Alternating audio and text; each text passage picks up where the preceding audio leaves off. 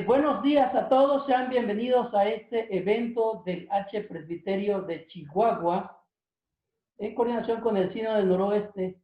Sean bienvenidos a esta actividad. Como presidente del Sínodo y ministro de Educación del H Presbiterio de Chihuahua, le doy la más cordial bienvenida, esperando que este evento sea de mucha bendición para sus vidas. La dinámica que vamos a seguir, después de orar, tenemos una hora de exposición del tema. Posteriormente tendremos un espacio para preguntas y respuestas. Las preguntas, por favor, háganoslas llegar a través del chat de la plataforma. Esperamos que sea de bendición. El tema que le pusimos es, dado que es el mes de la Reforma, hacia una teología reformada no fundamentalista. Ya iremos viendo y ya el expositor hablará de los fundamentalismos y principalmente del fundamentalismo dentro de las religiones, ¿no? Y sobre todo también si hay o no dentro de la iglesia presbiteriana. Vamos a empezar orando en esta hora. Voy a invitar al secretario del presbiterio de Chihuahua, el pastor Oliverio Morales, que está en en Gómez Palacio, Durango, que nos lleve a Dios en oración para iniciar esta actividad. Muy bien, que Dios los bendiga. Una vez más, bienvenidos a este evento. Incline su rostro y démosle gracias a nuestro Dios. Padre de amor y de misericordia, estamos delante de ti en este momento para dar inicio a esta plática, a esta conferencia. Agradecidos por un día más que nos permites y poder vernos con cada uno de los pastores, hermanos y hermanas, por la vida de sus familias, de las congregaciones e iglesias donde ellos están. Oramos, Padre, en el nombre de Jesús, que tu bendición sea rica y abundante como lo ha sido a través de esta conferencia, de tu siervo que estará impartiendo.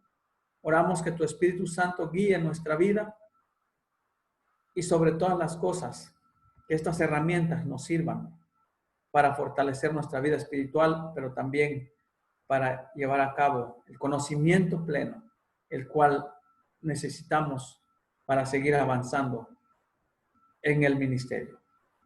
Gracias te damos en este momento. Gracias a ti, Padre, por la vida de cada uno de los que están aquí y los que han de unirse. En el nombre de Jesús. Amén. Bien, ya varios conocen al pastor Gamaliel. Gamaliel Hernández es egresado del Seminario Teológico Presbiteriano de México. Ya es egresado de la maestría en teología de la misma institución. Y Gamaliel pues tiene una amplia experiencia ya como profesor, como pastor, pero también como profesor en diversas instituciones teológicas. Bienvenido, pastor Gamaliel. Adelante, Dios le use en esta hora. Sí, pues muy buenas tardes a todos, hermanos. Dios les bendiga. Buenos días todavía allá, ¿verdad? En el norte. Yo quisiera empezar con esta conferencia que titulamos Hacia una teología reformada no fundamentalista. Y por supuesto que va a tener pues varias exposiciones para que de alguna manera podamos ubicar los horizontes fundamentalistas que podemos incluso tal vez encontrar en nuestra propia tradición. Pero como estamos en el marco de la Reforma Protestante del siglo XVI, quise hacer, un anclaje desde los propios presupuestos de la Reforma, atendiendo, los horizontes fundantes de la fe reformada. Y quisiera empezar, mencionando esto. La teología reformada se ancla desde su origen en el presupuesto de la sola Escritura. Pero esto es en realidad un resultado e influencia de las primeras reformas. Como ustedes saben, las primeras reformas pues están vinculadas desde el quehacer, de los famosos biblicismos, que para muchos tiene una categoría negativa, sin embargo, no es así. Las características de los famosos biblicismos estriban en que era una tendencia poderosa en la Edad Media, que preparó el camino para la Reforma Protestante del siglo XVI, y se trataba del intento de usar la Biblia como la base para el cristianismo práctico y un cristianismo secular. Al mencionar lo secular, nos referimos a una iniciativa no titulada por la Iglesia institución, porque será un acercamiento a la Biblia de primera mano sin la mediación ni legitimación de ninguna autoridad eclesiástica. Es interesante entonces descubrir que estos movimientos procuraban leer la Biblia de primera mano y trataban de encontrar ese sentido práctico que las Escrituras tenían. Al hablar de un cristianismo secular, pues nos referimos a un cristianismo que se separa de la dirección de la Iglesia de una forma muy marcada para poder interpretar la Biblia con libertad. Pero por supuesto, no entrarían en la situación de las especulaciones, meramente intelectuales de la Escritura, sino que procurarían llevar la palabra de Dios al horizonte de la vida misma. Otras fuerzas que sirvieron como motor del germen de lo protestante en las comunidades prerreformistas fue el famoso misticismo, que era la experiencia personal de piedad que se empezó a poner de moda en aquellas épocas, y con ello se posibilitaba la comunión personal con Dios, y llevaría a la formulación de manifestaciones artísticas tanto en la literatura como en la música. Pues en esta relación que aperturaron los místicos, se inauguraba también una relación subjetiva, es decir, una relación u experiencia personal con Dios, y los resultados fueron la poesía y los cantos religiosos. La famosa pía moderna era aquello que se vinculaba al ejercicio de una comunión personal con Dios. Era todo un ejercicio de novedad en la época. Tenemos que saber que desde las condiciones, digamos, de los ermitaños hasta la condición de los místicos, esta comunión personal con Dios, que para nosotros no es extraordinaria, sino que se vuelve un acontecer cotidiano, se lo debemos de bien a los místicos, que nos heredaron esa forma del encuentro personal con Cristo, que nos propiciaron la experiencia en esa comunión personal con el Señor. Estos dos movimientos, tanto los biblicismos como el misticismo, fueron los agentes motores para los presupuestos del pensamiento de los movimientos protestantes. Pero tenemos que priorizar la lectura de la Escritura, que se convirtió en el lugar de encuentro y reflexión de varios sectores de comunidades de laicos que cuestionaron las dinámicas de la Iglesia institucional. A medida que la palabra de Dios era leída y era reflexionada, se multiplicaban las voces proféticas que se manifestaron en diferentes movimientos muy reconocidos por nosotros, como los cátaros, los valdenses, órdenes monásticas como los franciscanos, que mostraban su gran aprecio por la verdad de las Sagradas Escrituras, haciendo de ellas una lectura de comunidad. Si bien la mayor parte de las sociedades era analfabeta, se promovía más bien el ejercicio de una lectura comunitaria que favoreciera la comprensión del texto bíblico. El texto era sometido a análisis, a una carga reflexiva que dio movimiento a cada una de estas expresiones y de estos grupos que empezaron a confeccionarse como movimientos prerreformistas bajo, digamos, la dinámica reflexiva que tenemos el día de hoy. Ante ello, el famoso régimen de cristiandad reaccionó de una forma decidida, es decir, ante, digamos, el monopolio de una sola óptica religiosa que imperaba en Europa, aunque podemos decir que hubo otros grupos, sin embargo, no eran grupos, digamos, tan numerosos, eran grupos verdaderamente minoritarios, como los gitanos y los judíos, que estaban al margen de ese régimen y que el régimen les tenía bajo control. Sin embargo, los cátaros, los valdenses y las órdenes monásticas empezaron a despertar una condición de sospecha delante del régimen de la cristiandad. Y la cristiandad reaccionó de una forma decidida al establecer, según su forma, un mecanismo de control. ¿Qué era la cristiandad?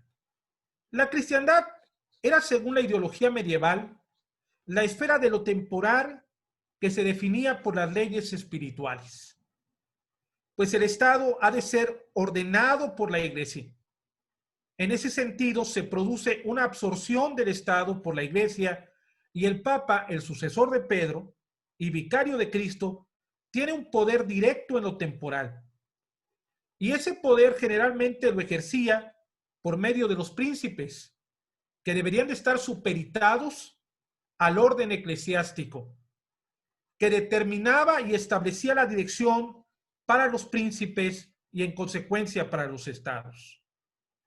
Por supuesto, este poder marcaba el sentido, digamos, de un fuerte elemento de unidad en toda la extensión de la cristiandad. En realidad, la cristiandad es el enlace de los poderes entre el Estado y la Iglesia, donde se legitimaban mutuamente y que se desarrolló durante todo el medievo. El mecanismo de control que establecieron fue la estructura de la famosa Inquisición, como una reacción a la herejía por iniciativa de Gregorio IX en el año de 1231. La herejía sería perseguida y eliminada. De hecho, dentro de los presupuestos que se trabajaban para la famosa Inquisición, la Inquisición debería de tener, en este caso, a 3 personas en cada parroquia que pudieran monitorear la vida religiosa de los seglares para que ninguno de ellos se vinculara a estos movimientos, digamos, que tenían una reflexión bíblica abierta. Tendrían que ser denunciados y perseguidos. Bastaba tan solo con una acusación de herejía. Pero ¿qué era la herejía a la altura del año de 1231 y en adelante? La herejía sería perseguida y eliminada. Pero la llamada herejía en aquellos tiempos no consistía en desviaciones doctrinales y en términos de Arturo Piedra, no era más que la militante y justa protesta contra la conducta impropia de la jerarquía eclesiástica. De ahí que los movimientos que promovían la lectura de la Escritura fueran perseguidos, trataran de ser eliminados por este mecanismo de control establecido por la cristiandad. A pesar de ello, la tendencia al estudio de la Biblia se acrecentó, sobre todo en el cambio de cosmovisión gradual entre el medievo y el humanismo renacentista.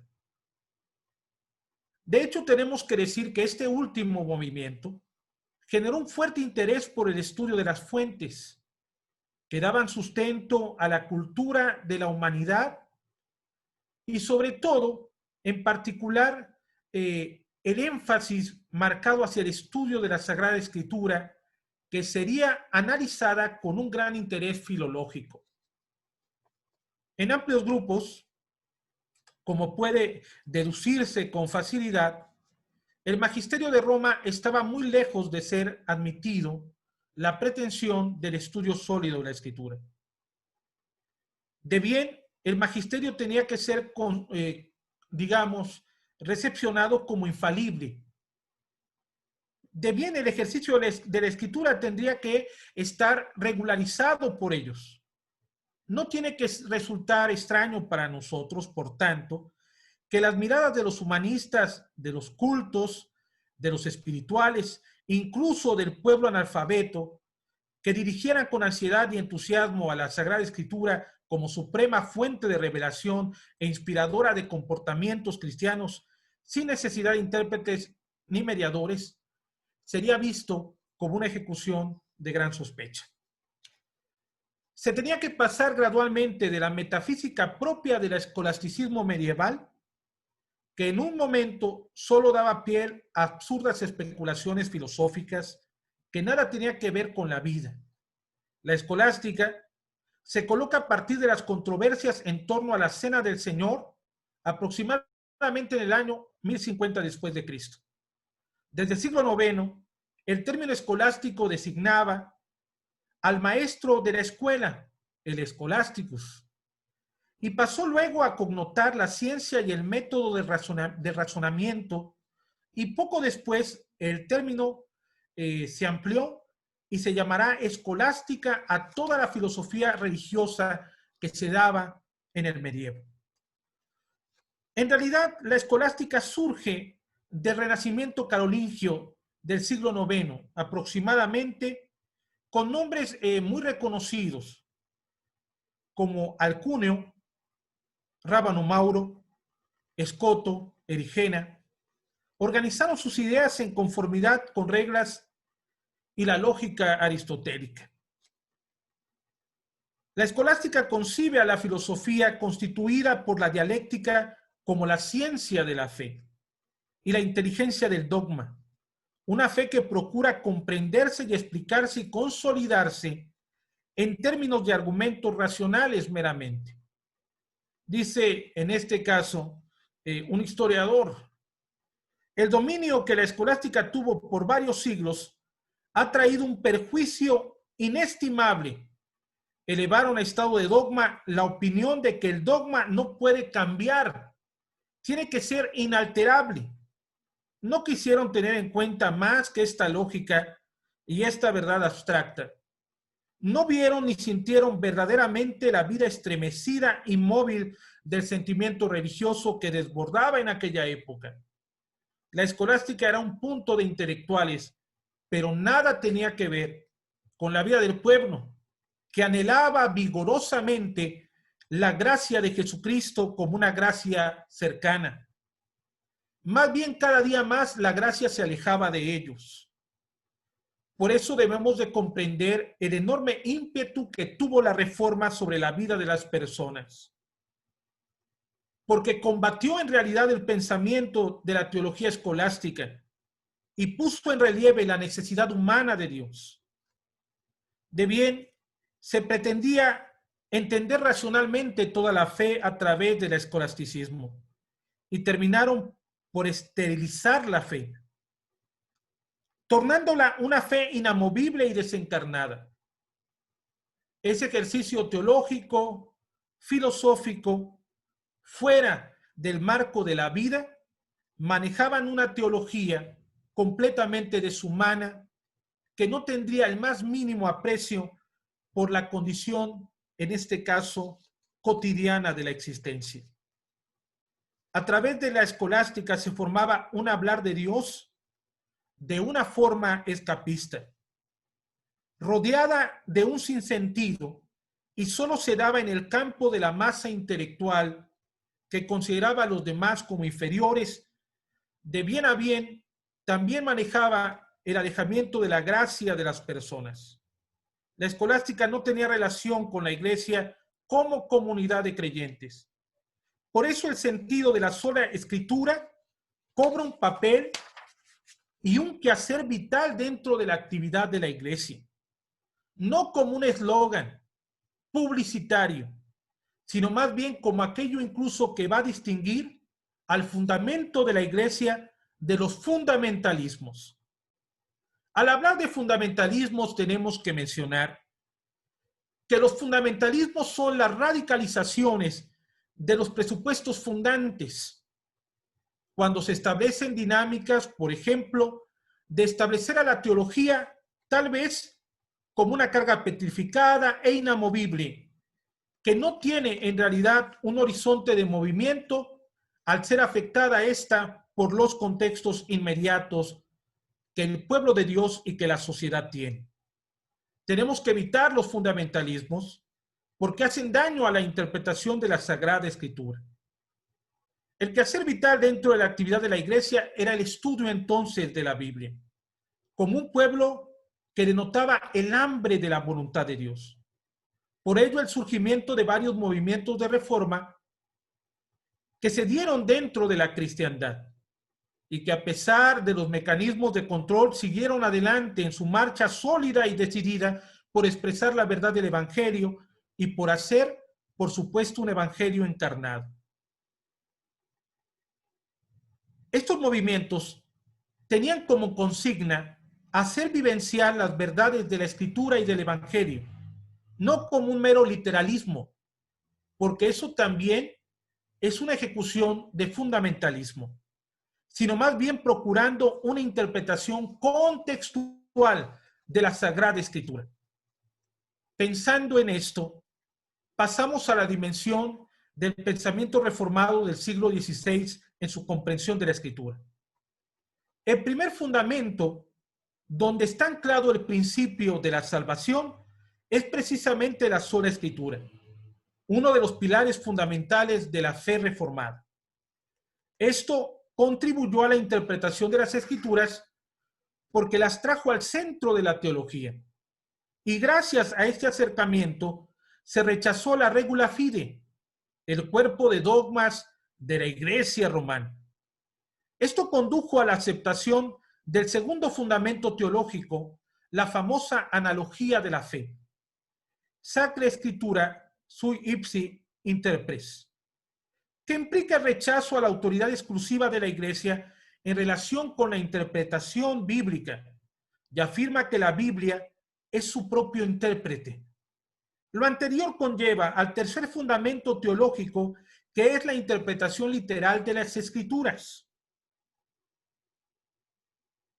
el cual lógicamente conduce al cuarto fundamento teológico, la interpretación privada de las Escrituras, que era garantizado por el sentido de la perspicuidad, el término que indica que la Biblia es clara en todas sus partes.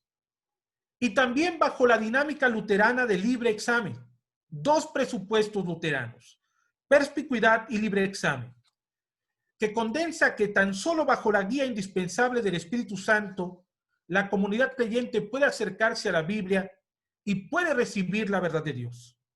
Una práctica habitual el día de hoy para todos nosotros los creyentes es acercarnos a la Sagrada Escritura con libertad y estudiar la Biblia sin ninguna dificultad. En el texto de Lutero, de título, en este caso, a la nobleza cristiana de la nación alemana, se escriben algunos muros, en realidad, que manejaba la Iglesia romana para justificar condiciones de abuso y la mala interpretación de la Sagrada Escritura. A la serenísima, poderosísima majestad imperial y a la nobleza cristiana de la nación alemana. Con gran habilidad, los romanistas se circundaron de 3 murallas con las cuales se protegían hasta ahora, de modo que nadie ha podido reformarlos y con ello toda la cristiandad ha caído terriblemente. Primero, cuando uno quería obligarlos por el poder secular, establecían y manifestaban que el poder secular no tenía ningún derecho sobre ellos, sino por el contrario, el poder eclesiástico estaba por encima del secular. Segundo, si uno quería censurarlos mediante las Sagradas Escrituras, le objetan de interpretar las Escrituras y eso no le correspondía a nadie, sino tan solo al Papa. Tercero, cuando uno empezaba con un concilio, inventaban que nadie puede convocar un concilio sino el Papa. Se marcaban entonces, digamos, las condiciones que la Iglesia se colocaba como derecho absoluto. Interpretar la Biblia, por supuesto, en la segunda muralla, y en la tercera, que el derecho a convocar a concilios solamente es competencia del Papa. En el caso de la Segunda Muralla, Lutero dice, la Segunda Muralla es aún más débil e inservible. Ellos solos quieren ser maestros de las Escrituras, aunque durante toda su vida nada aprendan en ellas. Se atribuyen a sí mismos la autoridad y no hacen ni nos hacen creer con palabras desvergonzadas que el Papa no puede errar en la fe, ya sea malo o bueno, para lo cual no pueden aducir ni una letra siquiera. Esta es la causa por la cual en el derecho canónico figuran tantas leyes heréticas y anticristianas y hasta antinaturales. No es de menester de eso ahora. ¿Cómo creen que el Espíritu Santo no los abandona por indoctos y malos que fueren? Se atreven a añadir lo que quieren. Si así fuese, ¿para qué serían necesarias y útiles las Sagradas Escrituras? Quemémoslas y conformémonos con los indoctos señores de Roma, a los cuales domina el Espíritu Santo, que solo habita en corazones buenos. Si no lo hubiese leído, me habría parecido increíble que el diablo de Roma afirmara tales disparates y consiguiera seguidores. Al respecto, hablamos de esas famosas murallas que eran el pretexto para, en cierta manera, permitir que la gente pudiera tener una apropiación de las Sagradas Escrituras. En el caso concreto de Calvino, para Calvino la importancia del concepto de la sola Escritura es radical, ya que solo por medio de ella se conoce al verdadero Dios, tanto como creador como redentor, y solo conociendo a Dios se puede conocer al ser humano. Con eso apertura el libro de la institución de la religión cristiana en el libro primero, en los primeros capítulos, al hablar del conocimiento de Dios y el conocimiento de nosotros mismos. El hombre necesita primeramente conocer a Dios para tener una percepción adecuada de Él.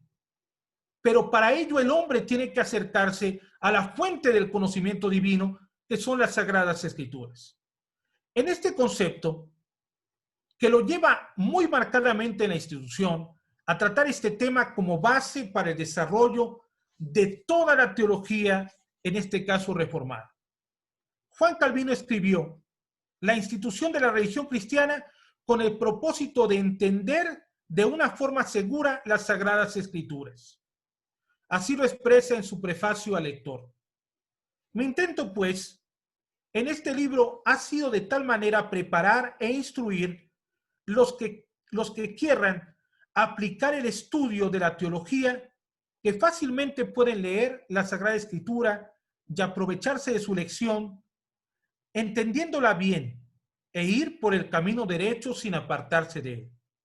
Porque pienso de tal manera, he comprendido la suma de la religión con todas sus partes y que la he puesto y dirigido en tal orden que cualquiera que entendiere bien podrá fácilmente juzgar y resolverse de lo que debe buscar en la Escritura y a qué fin deba aplicar todo en cuanto ella se contiene. Este propósito encierra de una forma muy amplia el ideal del movimiento reformador, de poder llegar directamente a las Escrituras e interpretándolas haciendo el uso de los idiomas originales como el griego y el hebreo, el uso de la gramática, de la historia, para estar lo más cerca del sentido original, por ser esta la fuente del conocimiento de Dios. Ahora, es muy importante marcar este sentido que tenemos en la tradición reformada, porque hablamos de la autoridad de la Escritura por un lado, pero también como el establecimiento de la única fuente para la consideración de nuestra fe. La institución de la religión cristiana se convirtió en el medio de enseñar los principios del acercamiento a la Biblia, no como normas de fe, sino como herramienta hermenéutica para hacer una sana y fiel interpretación del texto bíblico. Para Calvino, solo la Escritura nos guía para conocer a Dios, pues las Escrituras suplen las insuficiencias de la luz natural. Mediante la Escritura tenemos el medio más apto para conocer a Dios en el ejercicio de nuestra salvación. Dios ha registrado y publicado su verdad en la Escritura. De ahí que la Iglesia no tendría la facultad de darle autoridad a la Escritura como pensaban los teólogos escolásticos, sino más bien tendrían la obligación de someterse a los preceptos que emanan de las Sagradas Escrituras, pues la Escritura es la que indica cómo debe de ser la Iglesia. La reforma de Calvino contribuyó al derrumbamiento de la cosmovisión metafísica escolástica y su correspondiente construcción social de la realidad.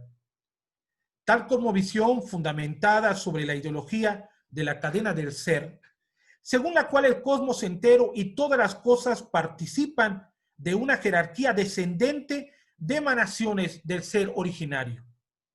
Fomentaba una estructura social de tipo piramidal autocrítico, con la indiscutible superioridad ontológica de los príncipes y la aristocracia, presididos por el Papa, se consolidaba la alianza de cristiandad en que el Estado y la Iglesia se las arreglaban para mantener un orden de cosas en que los bienes de consumo, los frutos del trabajo, las riquezas y el bienestar viajaban en sentido ascendente para beneficio de las clases opulentas en la parte superior de la pirámide social.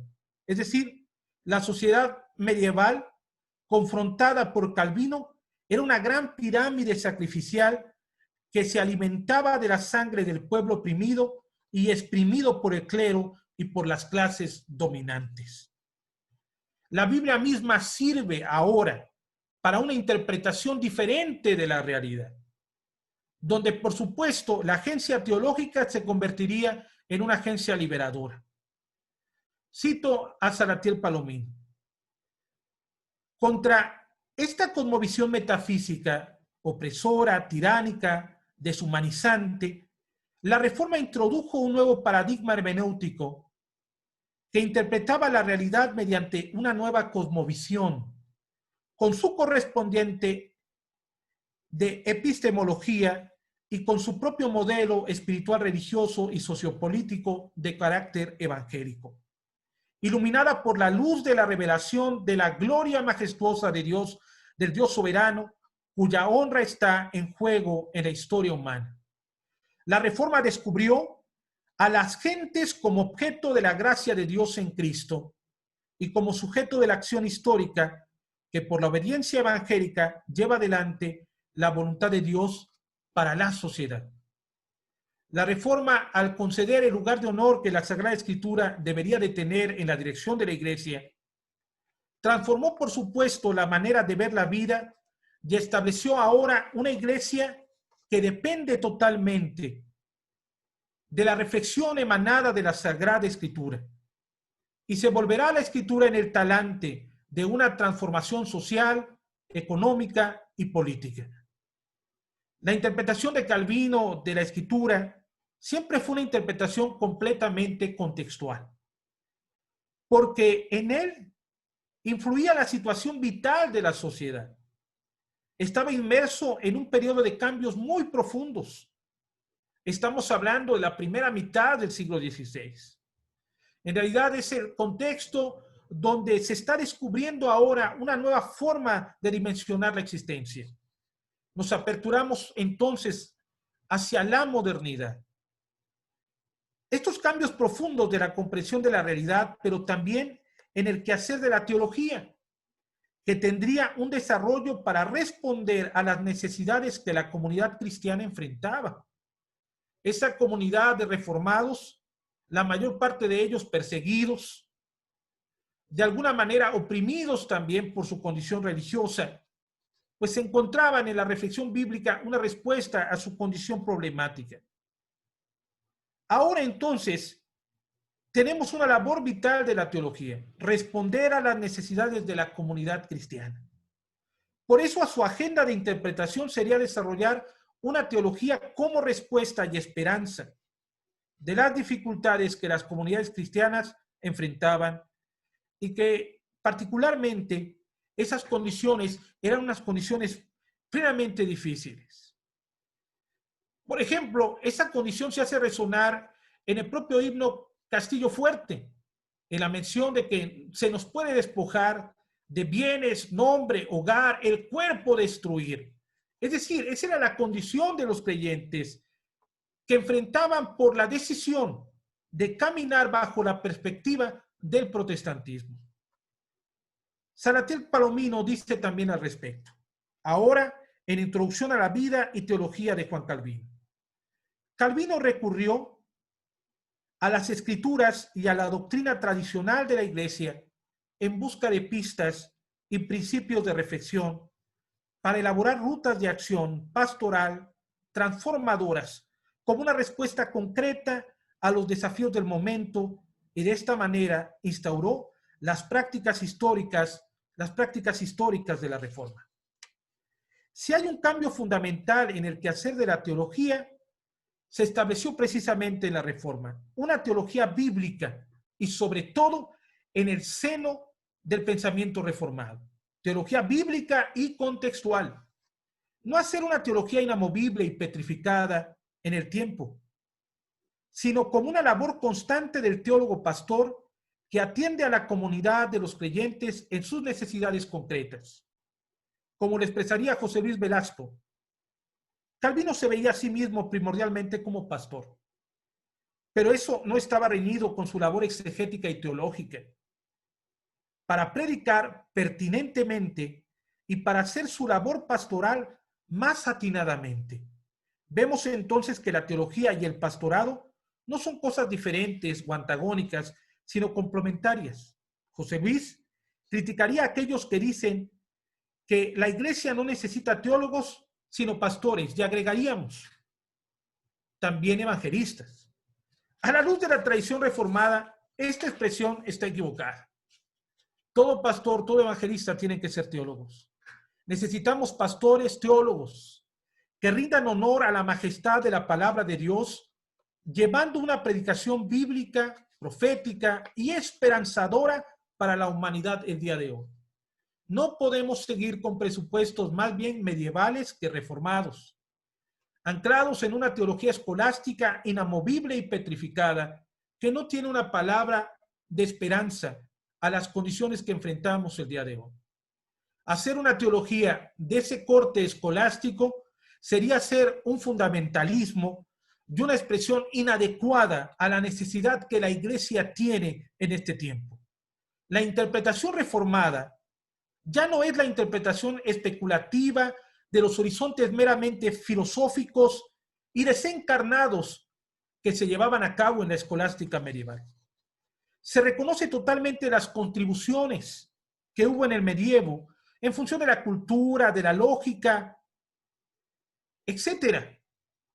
Se reconoce la ejecución de las famosas 7 artes liberales, el trivium, gramática, dialéctica y retórica, el quadrivium, aritmética, geometría, astronomía y música.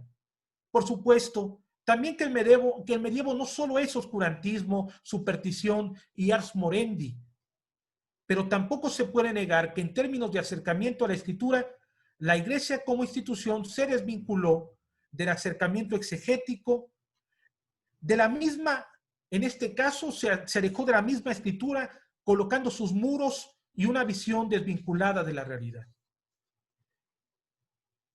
Tenemos que aprender a repensar la tradición reformada en la cual estamos instalados.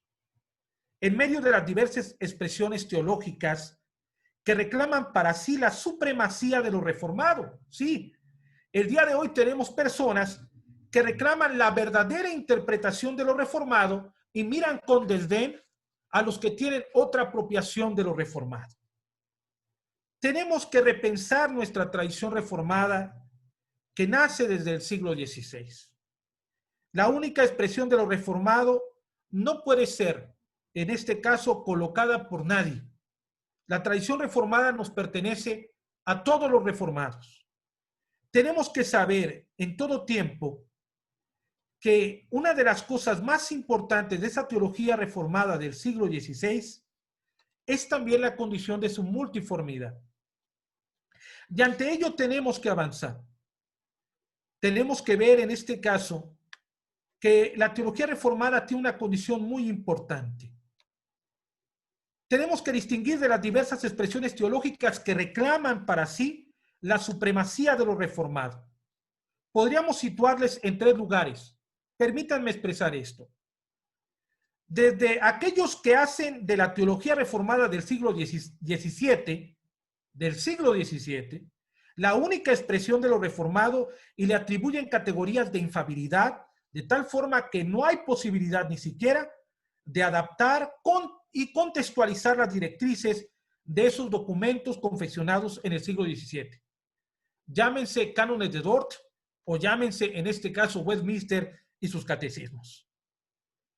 De bien, se colocan a estos documentos como documentos inamovibles y se les exalta casi a grado de canónicos, constituyéndose en un rostro oscuro y persecutor y fundamentalista de la propia tradición reformada. En siguiente lugar, también colocándose la bandera del auténtico desarrollo e incluso la cúspide de la expresión reformada desde categorías meramente filosóficas que pretenden mostrarse como la supremacía de la expresión reformada y que decanta en un fundamentalismo todavía más complejo que descansa no en una carga exegética, por supuesto, sino más bien en meros argumentos filosóficos. Y en tercer lugar, las tendencias que reducen el quehacer de la iglesia solamente en una actividad evangelizadora, donde no se preocupan por las personas y sus necesidades y se ven a las personas solamente como objeto, como número, en el marco de la conversión. Pero no necesariamente se establece un compromiso de seguimiento con la vida de esas personas y mucho menos se establece una dinámica de desarrollo y de seguimiento discipular, ¿no?, en la vida de esas personas que acceden a la conversión. Tenemos que ser librados de estos 3 lugares de fundamentalismo.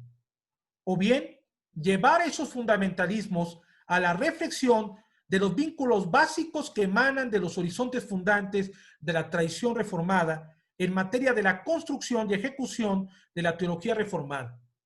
Pues es reconocido que estas expresiones forman parte también de nuestra herencia, pero no son de ninguna manera lo que define en sí a lo reformado.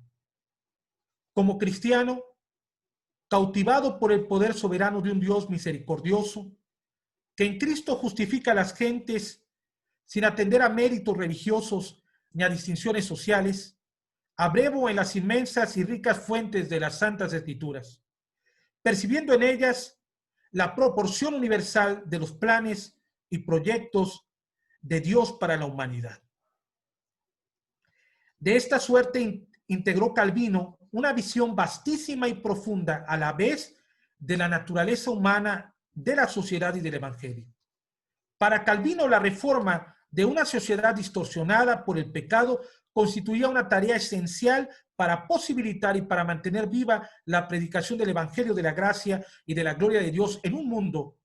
Para ello, hubo que introducir una profunda ruptura del tejido religioso, intelectual y político que consolidaba la unidad monolítica del edificio medieval. Tenemos que reconocer algo junto a esta expresión, en este caso, del pensamiento reformado. Jesús es Señor de todo. La soberanía de Dios es el agente rector de la teología reformada. Dios se muestra como dueño y creador de todo esto, de toda la realidad. Y por supuesto, la Escritura es una reflexión que se tiene que abordar en un ejercicio plenamente contextual. Como lo expresaría Jordan Moltmann, la reforma, por supuesto, la reforma de Calvino no solo es una reforma de la doctrina, sino más bien es una reforma de la vida. Por eso es que la reforma calviniana fue más integral. Calvino mostró una preocupación de forma muy especial al respecto de la educación y la formación de todos los creyentes de Ginebra.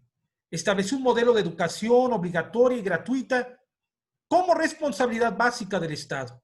La Iglesia tendría que ser una expresión de la paz y de la justicia.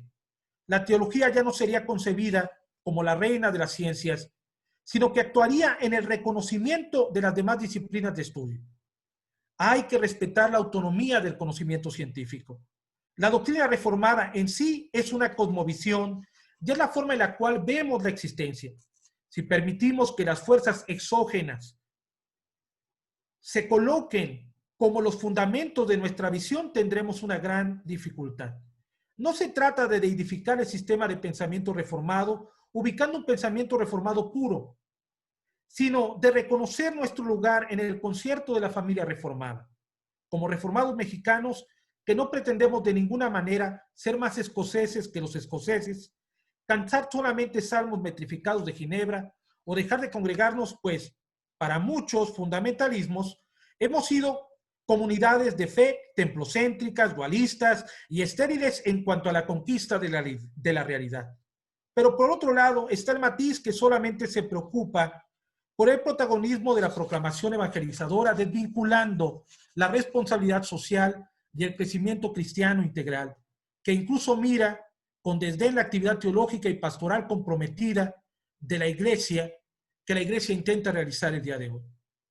Como diría Juana Macay, somos el pueblo con mentalidad teológica, donde nadie es el dueño de lo reformado, todos somos Iglesia reformada, pero debemos, los herederos de la Reforma, el día de hoy, asumir nuestra identidad de una forma consciente, de ser una Iglesia reformada, como esos puritanos tal vez del siglo XVI, de finales del siglo XVI, que declaraban donde cada uno de los santos es responsable de su mundo y responsable de transformarlo continuamente. Los puritanos se veían como responsables de la estructura del mundo social donde vivían, y no así pensaban necesariamente aquellos santos del medievo. La visión entonces del pensamiento reformado es aquello que nos debe de cubrir el día de hoy para enfrentar esos tres lugares de fundamentalismo que están siendo mella en nuestra iglesia. Amparados en el principio de sola escritura, les invitaré entonces a poder identificar los fundamentalismos y a poder trabajar con ello en el contexto de nuestra iglesia. Dios les bendiga a todos.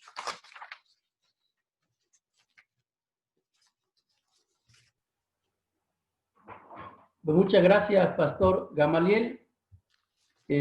Damos gracias a Dios por tu vida. Y este es un tema interesante. Quienes no han leído mucha historia de la iglesia, creo que se les van a desaparecer términos nuevos, ¿no? Quizá habrá de hacer alguna recomendación de qué leer para esto. Hay hermanos de la iglesia aquí. Aquí hay una pregunta de Abel García Ponce que dice, ¿qué grupos o denominaciones pueden ser considerados fundamentalistas y no reformados? Bueno, hay que ver también esta condición, digamos, ¿no? De alguna forma podemos atender pues algunos movimientos en general por sus énfasis, ¿no? Algunas iglesias van a colocar el sentido fuerte de la evangelización por un lado, ¿no?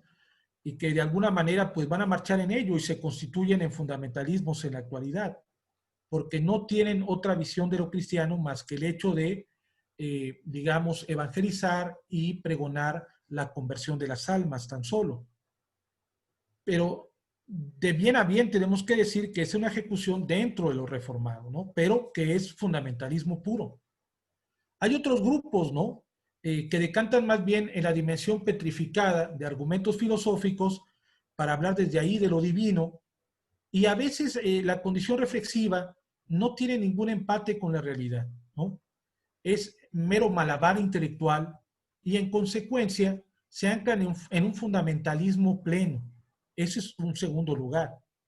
El tercer lugar que nosotros podemos ver son aquellos grupos que se reclaman para sí el mote de movimientos ortodoxos o movimientos fundamentalistas. Así se llaman, ¿no? Digamos, los presbiterianos ortodoxos o, en este caso, los presbiterianos fundamentalistas, aquellos que van a hacer énfasis, digamos, a la vivencia del siglo XVI de una forma muy marcada y, por supuesto, ya no establecen puentes hermenéuticos, ¿no?, hacia el horizonte del día de hoy. Quieren vivir cantando solamente las expresiones del Salterio de Ginebra y a capela, porque eso es mejor, ¿no? no somos llamados a ser más escoceses que Juan Knox. Somos reformados mexicanos. Entonces tenemos que aprender a identificar todo ese tipo de movimientos que se están dando dentro del seno de la iglesia. Lamentablemente están, digamos, esas cargas exógenas ya manifestándose dentro de nuestra iglesia, incluso dentro de la propia dirección de la iglesia. Al establecer estas dinámicas, parámetros filosóficos, evangelizadores y movimientos de ortodoxia, ¿no? Que reclaman para sí el sentido de aquello que es reformado y adecuado, ¿no? Yo consideraría básicamente eso, ¿no? Sí, sí, yo algo que siempre he dicho, por ejemplo, es que Calvino empieza sus instituciones con el hombre, ¿no? Y Westminster empieza con las escrituras. Y algo que está haciendo Westminster, tengo mi sospecha, es contestarle a Trento, porque en Trento legitiman el canon católico, con el que se queda la Iglesia Católica, y Westminster en el siglo XVI legitima, de alguna forma retoma esa parte. Tengo esa sospecha de que le está contestando a Trento, al Concilio Católico, empezando con el canon, porque en el siglo XVI el tema de discusión fueron las escrituras, ¿no? Aunque ya se leía la Biblia, que hay otra lectura por ahí que se está haciendo, y si leen, por ejemplo, solamente la historia del cristianismo de don Justo L. González hasta la época de los sueños frustrados, son como unas 500 páginas, uno va a encontrar de que ya leían la Biblia, pero lo que tanto Calvino como Lutero van a encontrar es una nueva forma de entender la fe. ¿Tú qué dirías de esto? ¿Has ubicado esto históricamente? ¿Lo has reflexionado? Pues la condición de la apropiación de la fe a través de la escritura va a ser lo vital para los reformadores, ¿no? Lejos de estar enclavados solamente en la condición, digamos, de una teología inamovible, ellos hacen que la escritura tenga una interpretación práctica al horizonte de la vida. Un ejemplo, ¿no? Que nos puede ayudar y que combate directamente digamos, ese hablar de Dios fuera de este mundo, ¿no? Por decirlo de una forma, es las propias valoraciones prácticas que Calvino dio a las leyes del Antiguo Testamento. ¿Y cuál fue esa valoración práctica? Bueno, que aplicando el cuidado de la tierra contenido en las Sagradas Escrituras, lo aplicaron los campesinos de Ginebra y mejoraron la productividad de la tierra. El campesinado de Ginebra gozó de buenas cosechas y de una tierra más fértil porque establecieron los parámetros funcionales de las Sagradas Escrituras al contexto de la región agrícola de Ginebra. Otro aspecto, por supuesto, vital, era el ejercicio de la preocupación por los necesitados, por los marginados. De tal manera que mucho se ha dicho que cuando Knox llega a Ginebra se maravilla, ¿no?, de que no hay, mendigos en las calles como en otras ciudades, y él puede reconocer que verdaderamente Ginebra es la escuela de la Reforma, ¿no?, porque hay una aplicación práctica de las Sagradas Escrituras al horizonte de la vida. Y entonces esa ejecución práctica es la que debemos de tener, que nos es propia, ¿no?, que nos pertenece como reformados. No podemos, tal vez la condición, cuando menciono de Westminster del siglo XVI, no me refiero al documento en sí, sino a la interpretación que se le da a los postulados doctrinales de Westminster. Que muchos hermanos quieren quedarse, digamos, en el literalismo pleno de las disposiciones doctrinales de Westminster, sin aplicar, sin contextualizar, sin traer al día de hoy esas verdades que Westminster tiene, que son verdades bíblicas. Pero el problema es cuando la gente se queda enclavada en el siglo XVII y no quiere salir de esa ortodoxia presbiteriana, digámoslo así, ¿no? Y traducir esos contenidos a lo que vivimos el día de hoy.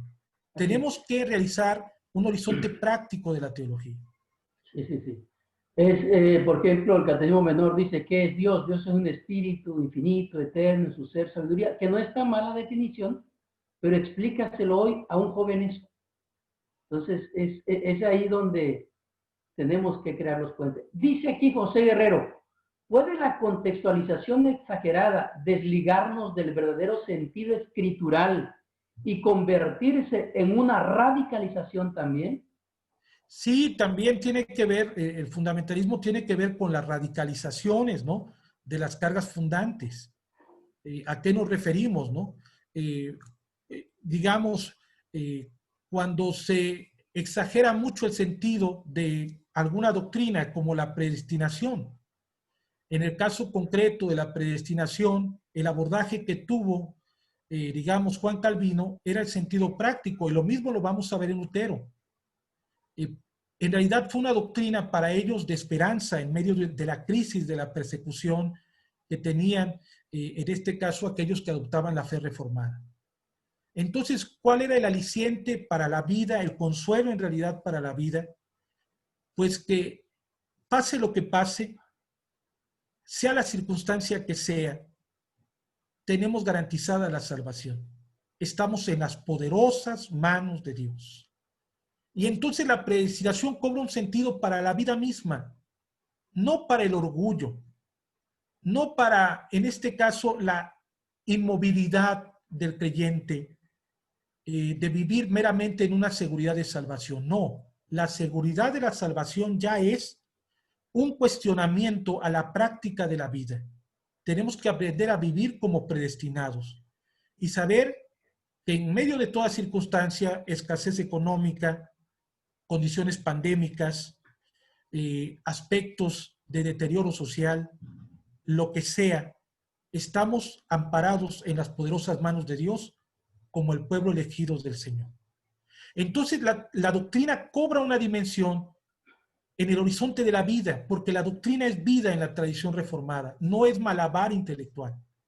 El problema es cuando la gente simplemente vive sublimizando la idea de lo divino y hablando en categorías sublimes de lo divino, y no llega a la condición práctica de la adquisición de la doctrina para ejercerla en la vida. Una teología así es estéril y vacía. No sirve para la iglesia. Si solamente estamos hablando, digamos, de lo sublime, de lo celeste, estaremos otra vez cayendo en las dinámicas medievales. Y lamentablemente hay tendencias actualmente que procuran hacer ese tipo de dinámica, ¿no?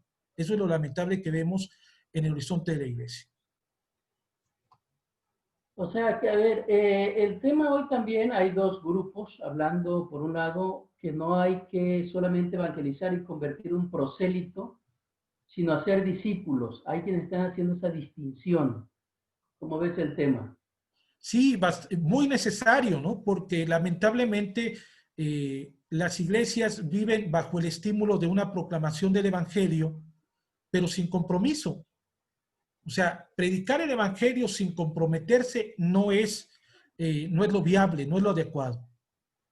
Incluso en la propia estructura evangelizadora y de misión que se desarrolló en Juan Calvino, podemos ver todo un proyecto integral hacia ello, ¿no? No es tan solo la conversión de las almas, es la atención de las personas en todo el marco de su ser. La atención en qué, en su desarrollo, la escuela de artes y oficios. Es decir, que las personas tuvieran cabida a un elemento productivo dentro de la sociedad. Lo mismo pasa también en la ejecución evangelizadora de la iglesia. Sí estamos garantizando la construcción de las almas, pero no la formación de los individuos. No el crecimiento en realidad, digamos, de la construcción de la ciudadanía dentro del seno de nuestras iglesias. ¿Qué tipo de pensamiento cristiano estamos dando a los miembros de nuestra iglesia? Una visión alquilosada que solamente piensa en las almas, pues estaremos teniendo una actividad pues bastante corta. Y en realidad el Evangelio nos demanda ser una actividad completamente integral. En la conversión de los creyentes sí, pero sobre todo en su capacitación para enfrentar la vida. Dice Oscar Santa Cruz, pregunta, ¿en qué sentido la ausencia de la iglesia en la labor social y las luchas populares son indicativos de movimientos fundamentalistas? Sí, es un fuerte monitor. De hecho, tenemos que encontrar que los movimientos fundamentalistas, como están desencarnados de la realidad, no se preocupan de una forma más integral de desarrollar principios esenciales como, en este caso, la lucha por la justicia, elementos que combatan condiciones de marginación, planes y proyectos que coadyuven necesariamente al desarrollo de las personas en aras de los valores del reino de Dios. Entonces, un monitor fundamental y que bien cita pues nuestro hermano Oscar es precisamente ese. Cuando la iglesia se desencarna, se desvincula de la realidad y de la importancia que tiene la iglesia como un agente de transformación, ¿no? Sí, sí. Yo creo que eso lo tuvo presente la iglesia presbiteriana. Dicen que hace, cuenta la historia que se levantaba un templo al lado de un hospital y una escuela del otro lado, ¿no? Porque la salvación es integral. Y esto ha hecho, Tabasco, sé que tienen una universidad muy, y que ahorita les está yendo muy bien, y es una respuesta a la sociedad.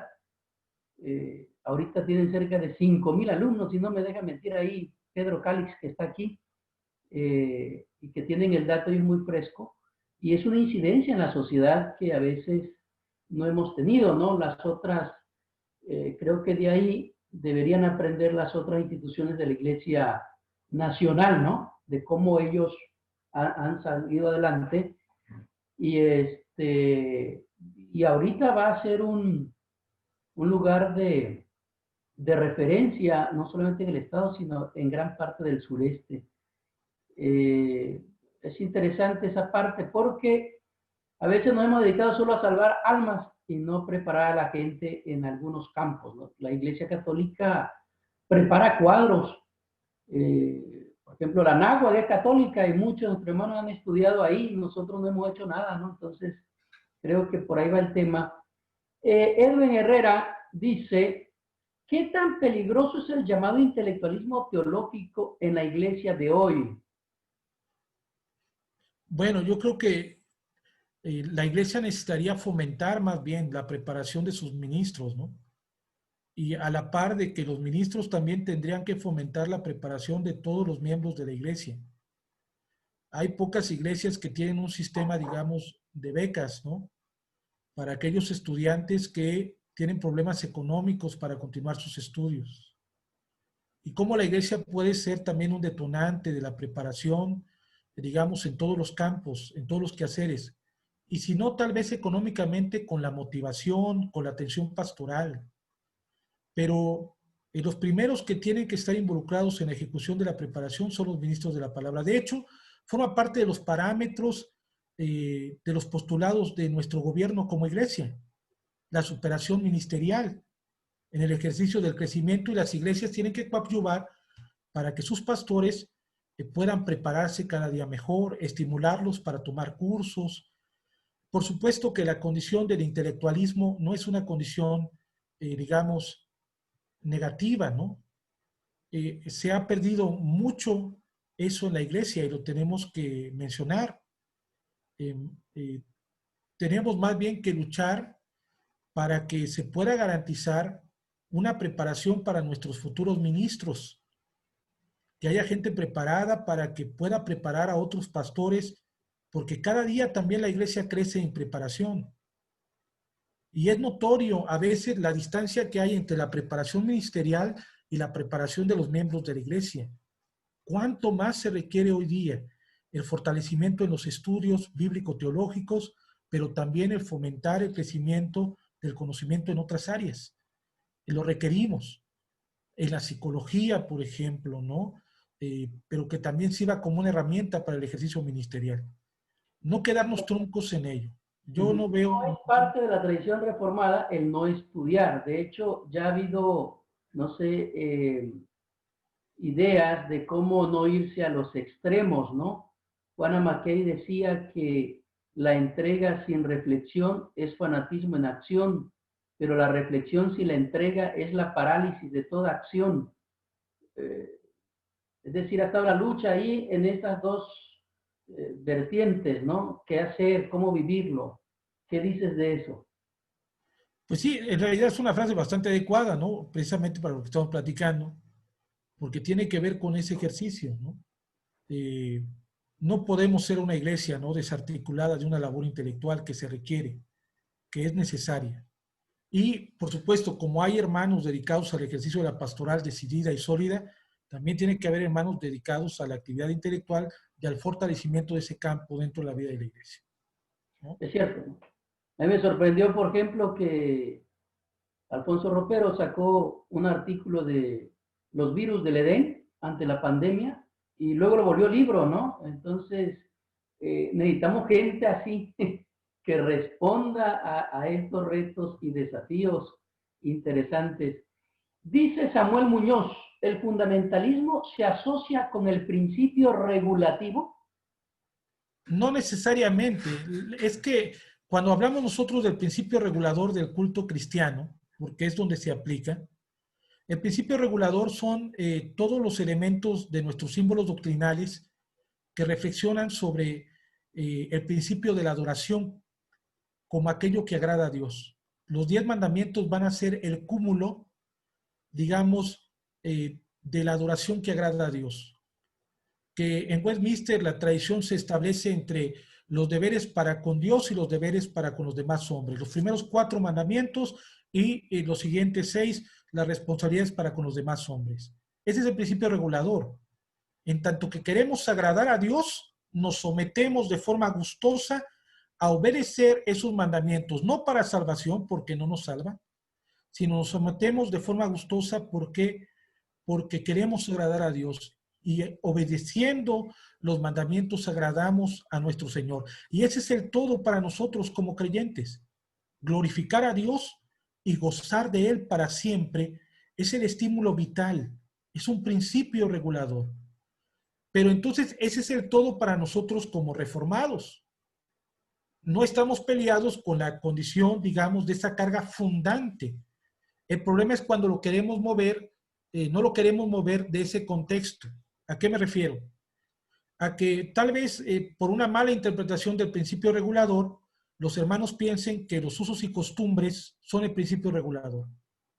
¿Cuál es un principio y costumbre a veces en los templos presbiterianos? Acompañar los himnos solamente con piano. ¿Dónde están las consideraciones tecnológicas, digamos? Los instrumentos electrónicos, hacer más colectiva, digamos, el acompañamiento y la alabanza en la iglesia, donde no solo sea un ministro de música, sino, ¿por qué no decirlo así? Tengamos una orquesta, un pequeño grupo de jóvenes comprometidos que estén preparándose para ministrar a la iglesia. Por supuesto, el principio regulador no es un limitante. Todo lo que respira, alabe al Señor. Entonces la ejecución más bien se amplifica y nos permite a nosotros trabajar con un horizonte más adecuado al propio culto cristiano. ¿Por qué? Porque el culto cristiano tiene un marco regulador.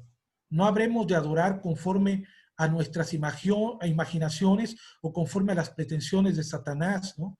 Dice Westminster en el capítulo 21. Pero ¿por qué necesariamente dice esto? Porque a veces el culto se convierte más bien en una condición que nos satisface más que buscar la gloria y la honra de Dios.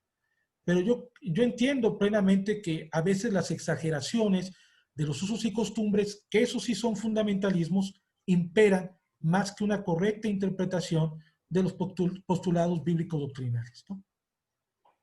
Bien, aquí dice, a final de cuentas el evangelismo es holístico, ¿correcto? Debe de ser holístico, pero en la práctica no. O sea, en la práctica muchos movimientos fundamentalistas solamente consideran dar una caja de salvación. ¿Qué tiene esa caja de salvación? Una hoja de decisión, tiene un Nuevo Testamento, por supuesto, y casi es como una despensa espiritual, ¿no? Y ya se acabó, hasta que vuelva a ver a la persona, a lo mejor la próxima campaña evangelística, otra vez llego con mi despensa espiritual para esa persona. No, es verdaderamente la invitación a que él venga y pertenezca a la comunidad cristiana, a la comunidad de redimidos, y que pueda ver una comunidad, digamos, completamente transformada. Vida en comunidad, ¿no? El ejercicio de que la iglesia es iglesia en cuanto es para los demás. Dietrich Bonhoeffer resuena totalmente en eso. La iglesia solamente es iglesia cuando sirve a los demás, y el testimonio de la salvación, de la gracia de Dios que lleva a cada creyente impacta más que una decisión para conversión de las almas. Hablamos de la conversión de toda la persona. Por eso la evangelización tiene que ser holística.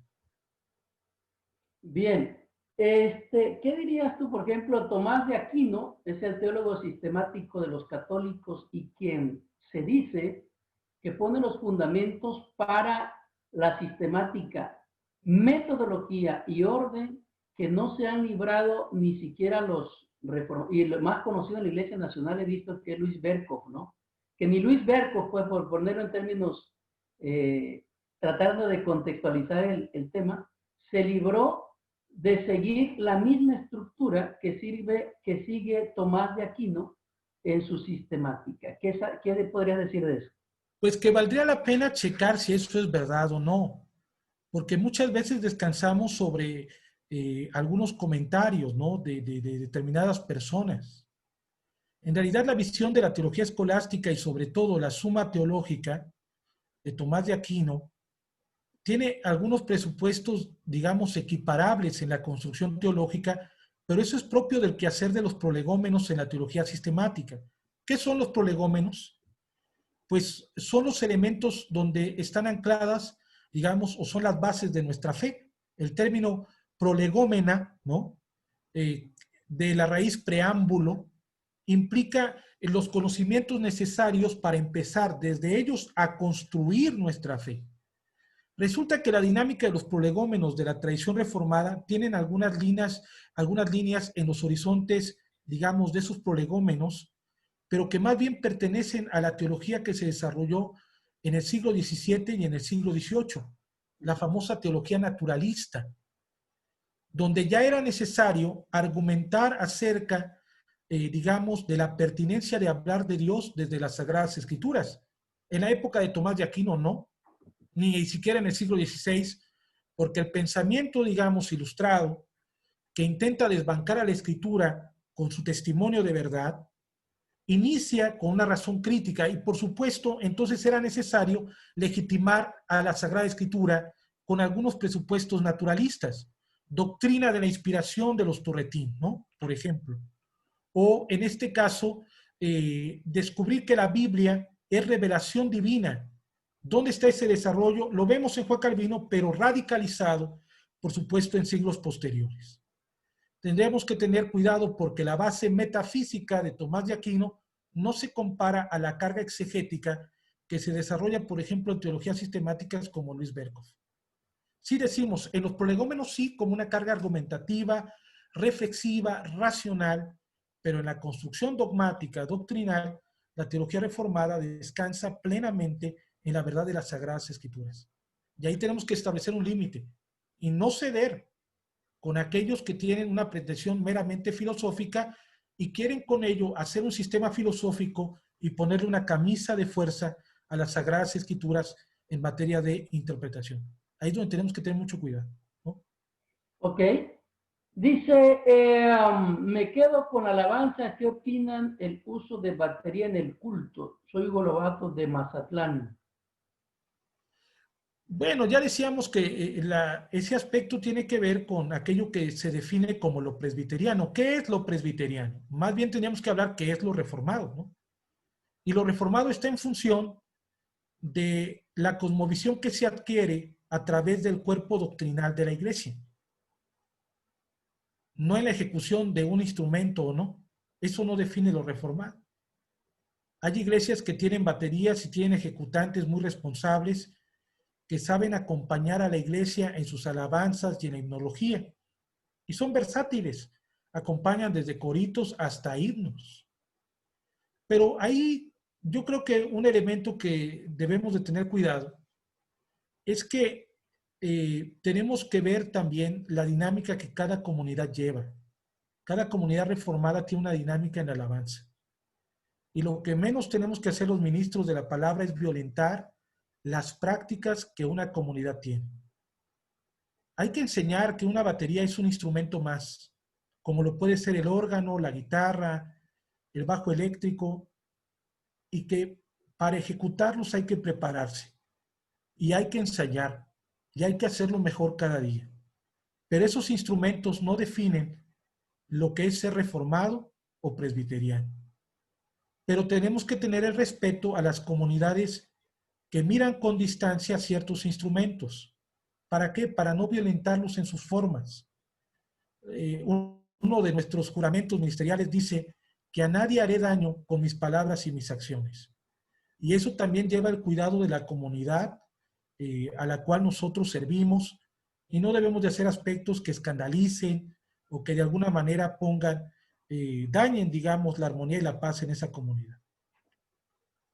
Dice, hola, mi pregunta es de José, no sé de qué José dice, mi pregunta es, ¿puede decirse que alguien es salvo simplemente al consumir esa despensa espiritual? José Luna. No escuché lo último, hermano Isaac, discúlpame. La pregunta de José Luna es, ¿puede decirse que alguien es salvo simplemente al consumir esa despensa espiritual? Y esa es una falacia terrible, ¿no? Digamos, pensar que la gente es salva por una despensa espiritual, ¿no? ¿Por qué? Porque en realidad no depende de eso, ni tampoco la conversión de la persona depende de su decisión. La conversión de la persona depende del estímulo del Espíritu de Dios obrando en la vida interior de las personas. Y ahí verdaderamente inicia el procedimiento integral de la conversión. Pero ahí los creyentes tienen que estar, digamos, atentos, porque están acompañando a las personas para empezar a trabajar en ese horizonte de una evangelización integral, que tiene que ver con acompañamiento pastoral, que también los miembros realizan a los nuevos creyentes. No, las despensas espirituales no son garantes de nada. De la salvación, ¿no? Es decir, cuando hablamos de crear los puentes y la contextualización, no sé si podrías poner un ejemplo de contextualización. ¿Qué es contextualizar?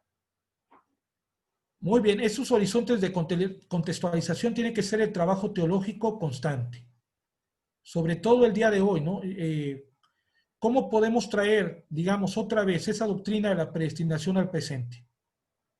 Hay familias que han perdido familiares directos, hijos, padres, a veces dos familiares en una familia, el día de hoy, por las condiciones pandémicas. ¿Cómo hablarles en medio de su dolor y de su quebranto, con una doctrina, digamos, que no es una doctrina fría, alquilosada, sino que es una doctrina que debe de plantear la seguridad y el consuelo en medio del dolor? Como diría en este caso el catecismo de Heidelberg, ¿no? Reconocer que mi consuelo, tanto en la vida como en la muerte, es que no me pertenezco a mí mismo, sino que le pertenezco a mi fiel y gran Salvador Jesucristo. Es una palabra de esperanza, de bendición y de consuelo para el día de hoy, en medio de lo que estamos enfrentando. Es decir, es asumir las condiciones de una doctrina que se encarna en el dolor humano. Y eso es lo que requerimos en este tiempo. Y básicamente yo pondría esto como un ejemplo de contextualización, ¿no? ¿Hasta dónde es cierto que los pastores presbiterianos somos buenos para analizar el contexto histórico del texto, pero que no la armamos a la hora de la aplicación del texto y que responda a la necesidad de la iglesia donde estamos? Sí, eso llega a pasar. De hecho, llega a pasar cuando no hay un tiempo adecuado, ¿no? de reflexión. Nada más nos dedicamos y lo digo porque pasa, ¿no? Nos dedicamos a comentar el pasaje, pero no aplicarlo, ¿no? Hacemos una carga exegética, pero no exegética, ¿no? No traemos al texto a nuestra realidad. Y hoy se requiere mucho, se requiere muchísimo hacer esos puentes, ¿no? Esa debe ser nuestra tarea cotidiana, hacer esos puentes, los cuales tú has mencionado muy bien. Y yo creo que lo requerimos. No somos personas que nos debemos de anclar meramente en un pasaje y desencarnarlo, ¿no? Sino al contrario, hacerlo vida, ¿no? Sí, hasta dónde el COVID-19 parece que está tratando de poner desorden en el orden de Dios, y hasta dónde se manifiesta en ese sentido, y qué podríamos decir del Dios soberano en este momento. Pues que Dios es soberano y que las cosas no están en nuestro control. Dios actúa como Él quiere, ¿no? En términos bartianos es el totalmente otro, porque no está sujeto a nuestras disposiciones. tampoco las condiciones, digamos, pandémicas son un castigo divino. Tenemos que asumir este aspecto de la realidad. Pero lo más importante, tenemos que cuidar de la iglesia, de las personas, ¿no? Y podemos decirlo en ese aspecto. Entonces, el COVID-19 pues representa una realidad en un marco, digamos, biológico que se nos ha presentado y que tenemos, en este caso, que asumir indicaciones particulares de prevención. Y desde allí, ¿no?, motivar a la iglesia a ello, a prevenir y a saber qué enfermedades va a haber y seguirá habiendo, ¿no? Y se van a presentar más y tenemos que estar atentos a ello. ¿En qué grado? Pues no lo sabemos, ¿no? De Calvino se dice que él dijo que el mundo es el escenario de la gloria de Dios, que lo repetimos. ¿Cómo ver la gloria de Dios en medio de una situación pandémica como la que nos toca vivir hoy día? Pues la gloria de Dios está expresada, ¿no?, en el cuidado de la vida. Y en eso tenemos que trabajar en conjunto. Y las iglesias tienen que estar completamente conscientes de que esta enfermedad es algo que es, digamos, lamentablemente ya cotidiano en estos días. Y pues en todo sentido se expresa la gloria de Dios también pues en los avances que podemos ver, digamos, en las investigaciones, en el desarrollo, digamos, de algún tipo de vacuna que enfrente este padecimiento. Y entre tanto, la preocupación de la iglesia por el ejercicio de la vida tiene que ser lo primordial. La gloria de Dios se manifiesta, por supuesto, todo tiempo en nuestra vida, en la vida de nuestra familia. Ese es el estímulo esencial para la vida. Pues muchas gracias. Con esto estamos abriendo apenas. Si les gustó, inviten a sus amigos, y si no les gustó, inviten a sus enemigos. Continuamos el próximo martes aquí. Gracias a Dios que está aquí el pastor Samuel Muñoz, ministro de Relaciones de la respetable Asamblea General. Le voy a pedir que nos lleve a Dios en oración para concluir en esta tarde ya acá, porque en México tenemos varios usos horarios y en algunos lugares todavía es de mañana y en otros, por eso siempre ponemos 12 p.m. horario del centro y cada quien que haga el ajuste correspondiente. Oramos. Pastor Samuel, llévanos a Dios en oración, por favor. Gloria a Dios. Te damos gracias, oh Dios, en esta hora, porque tu amor es tan grande para con nosotros. Lo demuestras de diferentes formas, revelación general, especial. Y gracias porque has dado a la iglesia hombres y mujeres que se han preparado para seguir siendo de bendición, edificación al cuerpo tuyo, Señor. Por eso te agradecemos por la vida del pastor Gamaliel, que nos ha impartido esta conferencia. Tu gracia sea con él y con su familia y en todo lo que él realiza. Y todos los que hemos participado de esta forma, te agradecemos por este tiempo. Al presbiterio de Chihuahua, gracias porque has puesto en ellos para que podamos ser edificados y bendecidos. Señor, gracias. Permítenos vernos en otra ocasión, pero sobre todo, aplicar y poder ver a través de tu palabra lo que estamos haciendo. Y como dice Job, si hice mal, no lo haré más. Padre, en tu nombre estamos. En Cristo Jesús. Amén.